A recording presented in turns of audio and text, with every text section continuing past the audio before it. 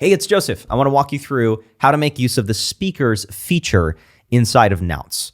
Once you select a speaker from our speakers library, we'll choose Steve Jobs, click Start Practice.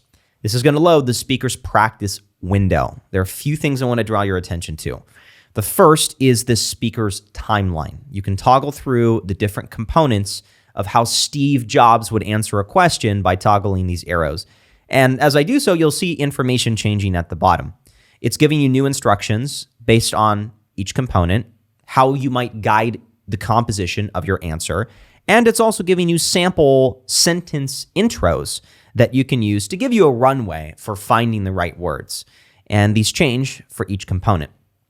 And what are you speaking on? Well, you're answering the question at the very top. These questions are based on Steve Jobs' interests and careers, so you could choose a new one if you don't like the sample, or you could write your own. In this case, why not come up with a question like, what is the meaning of life? Why not start with one of those daunting existential topics?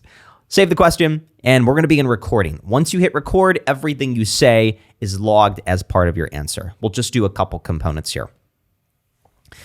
Imagine a world where everyone feels aligned with their purpose. They've identified the meaning of their life. The problem with that is that in order to come to that answer, you need a lot of experience. You need to have a track record of events, interests that have either been confirmed or denied in order to find that purpose. It's very rare for people to isolate that without a lot of influence. What we need to do is find a way to expose people to a wide amount of interests and materials very early on in order for them to find their meaning, their aptitudes. I'm going to stop there. Wasn't the best answer in the world. I didn't really consider the question. But what you're going to see here in the review window is, one, your logged answer, and two, what Steve Jobs may have said.